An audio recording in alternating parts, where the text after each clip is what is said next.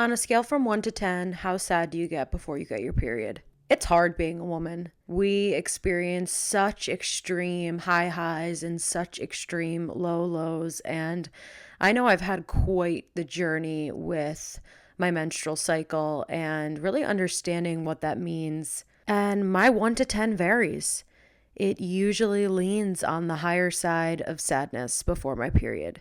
So today I wanted to talk about PMDD, what it is, why it is so prevalent in our world, and my experience with it. If you're new here, I'm Deanna, and this is Through the Cycles. So let's get into shit. So I wanted to start off by actually reading the definition of PMDD so we can get real technical here. So PMDD actually stands for Premenstrual Dysphoric Disorder. So here it says, PMDD causes extreme mood shifts that can disrupt work and damage relationships. Symptoms include extreme sadness, hopelessness, irritability, or anger, plus common premenstrual syndrome symptoms such as breast tenderness and bloating. So that's the definition according to Google. Now, when I was first getting introduced to my period and the whole hoopla of it, I wasn't really taught much about my cycle as a woman, as I feel like most women aren't taught about. And I've talked about on the podcast before my experience with birth control and how that ruined my life. So if you're interested in that, I pretty much shit on the whole birth control being pushed on young women thing. But coming off of birth control and getting back in sync with my cycle and understanding that you do go through different phases in your 28-day cycle. So just to touch on those briefly, so you have your menstrual phase, which is when you're actually bleeding, and it can be thought about as your inner winter. And then you come out of it and you go into your follicular phase, which can be thought of as your spring. And then you have your ovulation phase, your summer. This is when you are fertile. So there's really only 5 days out of the month where you can get pregnant and your fertility is at its peak. Then you come out of your ovulation phase into your luteal phase, which is the longest phase of your cycle. I like to think of my luteal phase kind of happening in 2 separate stages. So you kind of have a drop in your progesterone, which is one of your hormones inside of your body, about halfway through your luteal phase, right before you begin to menstruate. So for me, I've been tracking my 29-day cycle for about 4 years now. And I am so hyper aware of my body and how I'm feeling through each phase of my cycle. And I know where I'm at and I know what day it is. And everything's pretty much consistent with that. So for me, around day 20, 21, 22 of my cycle, I am hit with depression, anxiety, hopelessness, irritability, and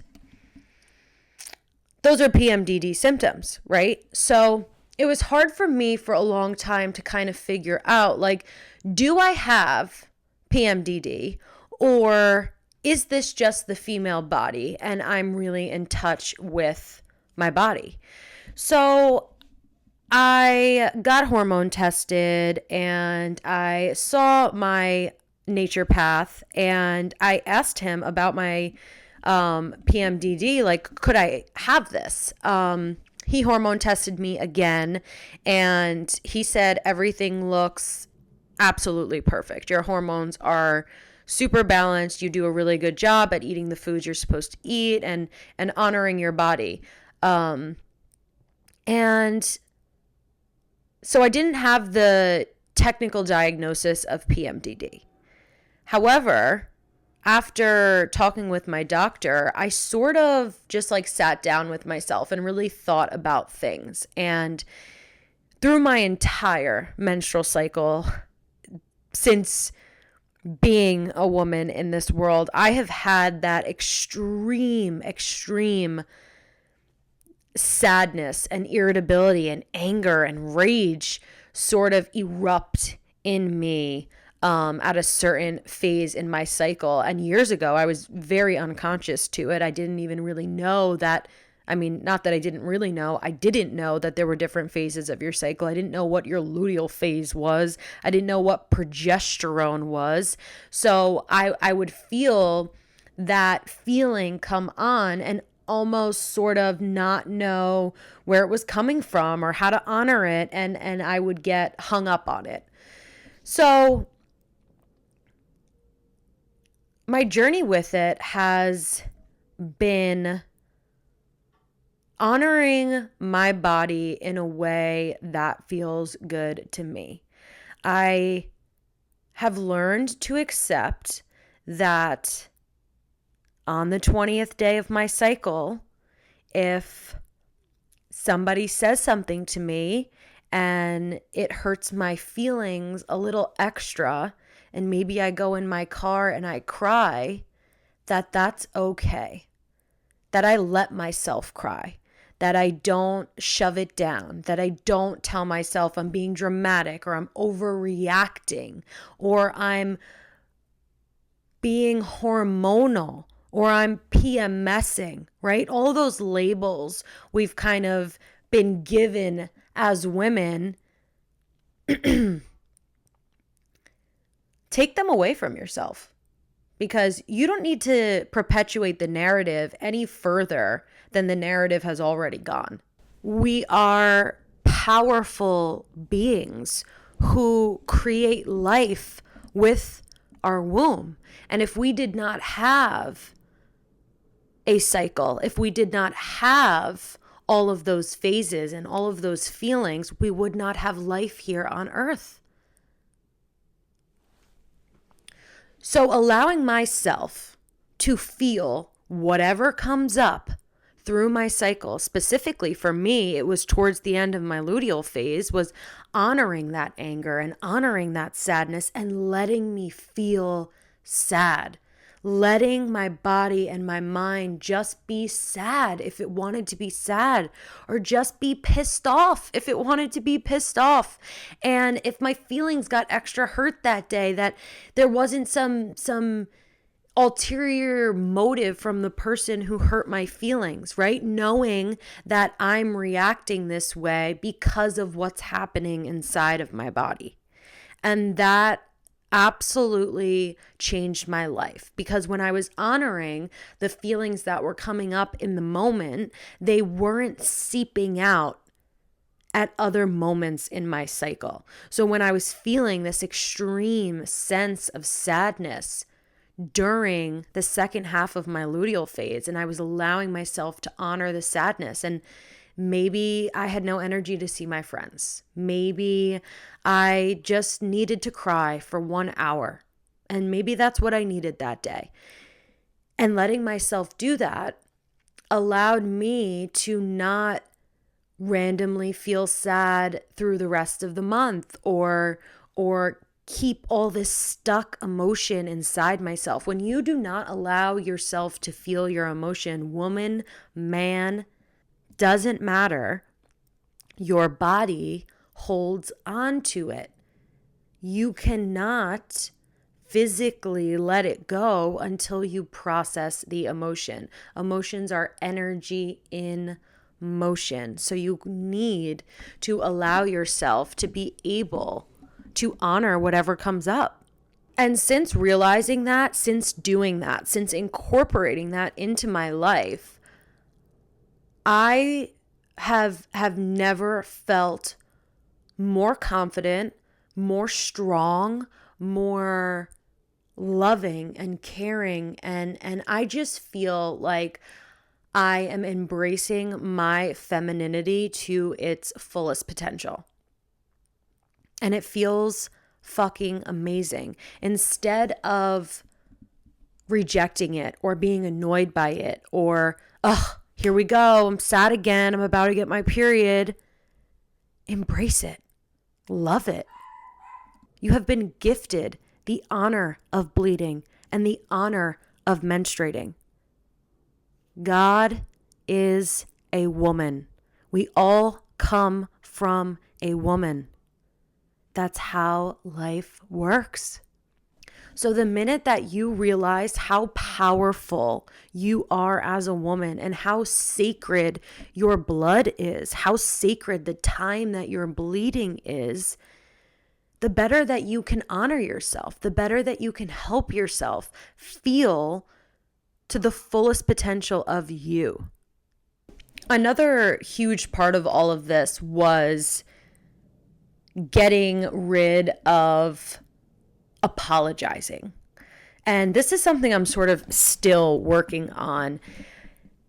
When I am in the luteal phase and I'm feeling particularly sad and particularly angry and all the things, it's hard for me to not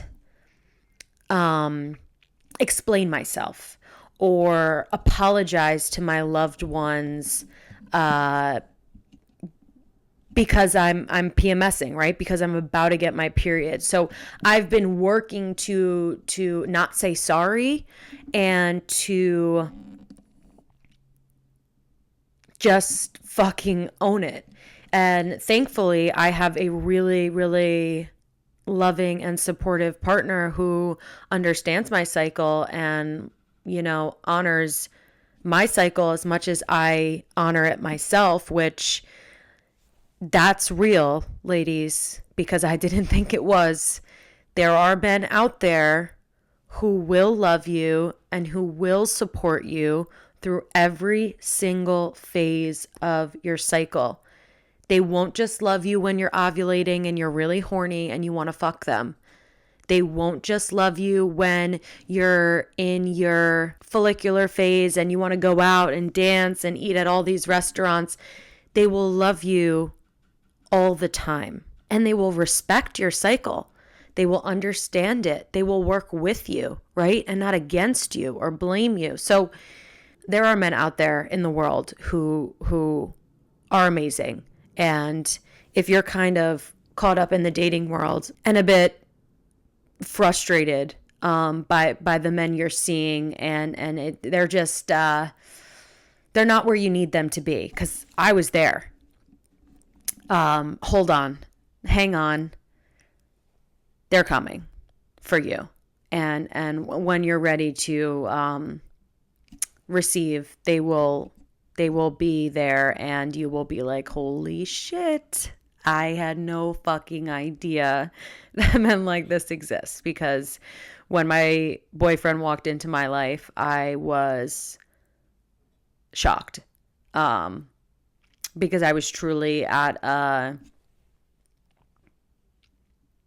point in my life where I just was like, okay, all men are the same, and I'll live alone, which were obviously beliefs and stuff that I had to deal with. But nonetheless, I'm working on not apologizing.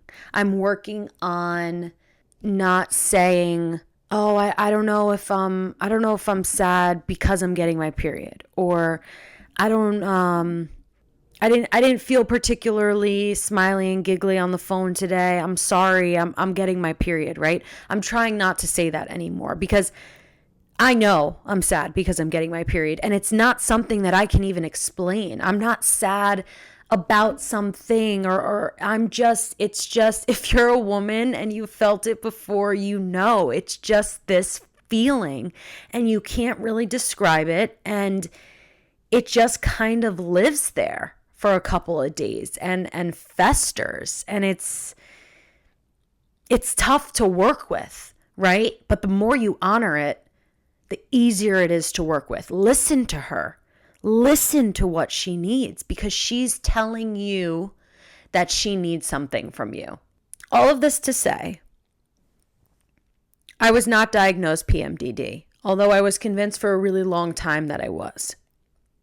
Do I experience extreme mood shift in the second half of my luteal phase? Yes. Do most women? I believe, yes. Is it a part of being a woman? Yes. Do I think that the more you resist it, the worse it is? 100%.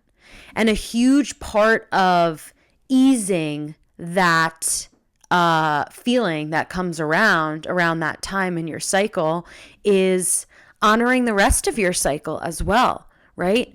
Maybe not doing extreme HIIT workout classes when you're bleeding.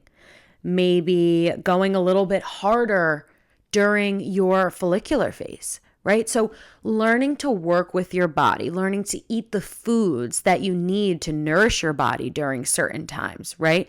All of those things help your hormones balance and help you get to a place where you're aligned, where your feelings are your feelings. If you don't have healthy hormones, if you don't have a regular cycle, if your period comes and goes and you're not sure when you ovulate and you're on birth control and all of that, then yeah, you might have PMDD, or you might be told you have PMDD. That doesn't mean that that's a lifelong diagnosis, that you need to be slapped with that label and kind of wear that label around. You can do something about it, right? You can balance your hormones. And once those hormones are balanced, you're really able to get to know yourself and understand your cycle and all of the feelings that you feel at every single point. So once my hormones were balanced and I started to live by my cycle and learn my cycle and all the things that I do on every single day of my cycle, I always, one of the first patterns I recognized in my cycle was the day that I ovulate, I'm really clumsy, which is like really weird. And I don't know if anybody else has found that in themselves. Comment down below if you have. But yeah, it was like a consistent thing that I was writing down in my calendar on that day in my cycle. And yeah, it's consistent month to month, every single month. I'm very, very clumsy the day I ovulate. So I will spill my water on the kitchen table, or I'll drop a plate and the plate shatters, or just like silly little things. So you really, really get to dive into yourself and like dissect yourself in a way that's so fascinating and so empowering as a woman. So if you don't, I'm going to tell you just like how I got into tracking my cycle and what worked for me and what that looked like. So essentially I bought a big calendar, like a desk calendar, one you can physically write on. I didn't want to do a whiteboard calendar because I wanted to have the months to look back on, right? And like see where my symptoms were lining up, where they weren't, blah, blah, blah. So basically I got a big calendar and I started with day 1 of my cycle, which is the first day you start your period.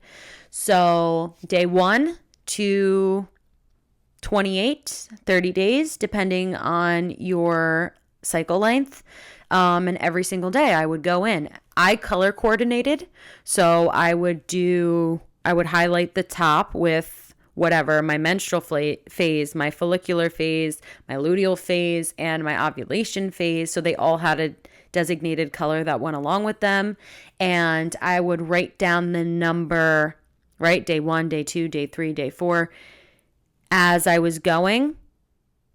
And I would also write down at the end of the day little symptoms, feelings, anything that sort of came up. So that could look like sad, sore boobs, heavy flow, right? Like some things that described how I was feeling that day and some of my symptoms. So that is a really, really great way to sort of log your month to month. And then once you have like enough of self data, right? 3, 4, 5 months, you can start to go back and look at where the symptoms are lining up, what stays consistent, what doesn't, all of those sort of things. And you can even really see when your hormones get like re-thrown off. Like when I drink alcohol, which I really hate to do these days, I can see how that affects my cycle. So all of those things are just like really fascinating and interesting. And it really just allows you to connect so much deeper with your body and with your womb space. If you're a woman who has PMDD, I feel for you.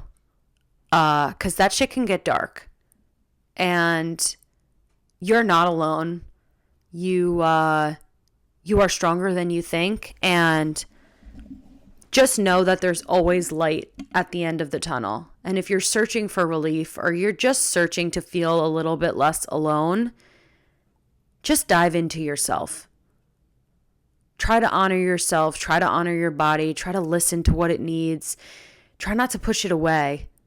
We've been shamed about our periods as women for too long.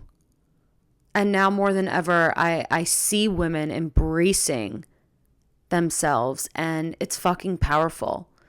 So embrace yourself, because we hold the power. Our life force is everything. So why wouldn't you honor that? Why wouldn't you respect that? Treat it like a temple. Treat yourself like a temple, because you are. I want to leave you with this. Balancing your hormones is step number 1. Healthy hormones is a healthy female body. Once those hormones are balanced, and that can be done very naturally and very holistically. If you're on birth control, I don't know what to tell you. I struggle watching girls on birth control now, knowing what that shit did to me. But if you're not on birth control, food can help balance your hormones. Seed cycling can help balance your hormones. Certain exercises can help balance your hormones. So look into it and see the more natural route, right? Because our bodies were made to do this naturally. So let them do it naturally. And just lean into it. Lean into being a woman. I think for so many years I resisted it or didn't want to be, thought it was too hard, which it is. It totally is. But that's the body I got. And I can either embrace it and fall in love with it and find my power, or I can deny it and reject it and be disgusted by it, because that's how they want us to feel. They don't want women to be in power, because women are powerful. So own your fucking power. Honor your cycle. Get those hormones healthy, girl. Let yourself cry if you need to cry. Let yourself scream if you need to scream. Go embrace that shit. Thank you guys so much for watching. I post new podcast videos every week. I hope that you have an amazing rest of your day, and I will talk to you guys next week. Bye.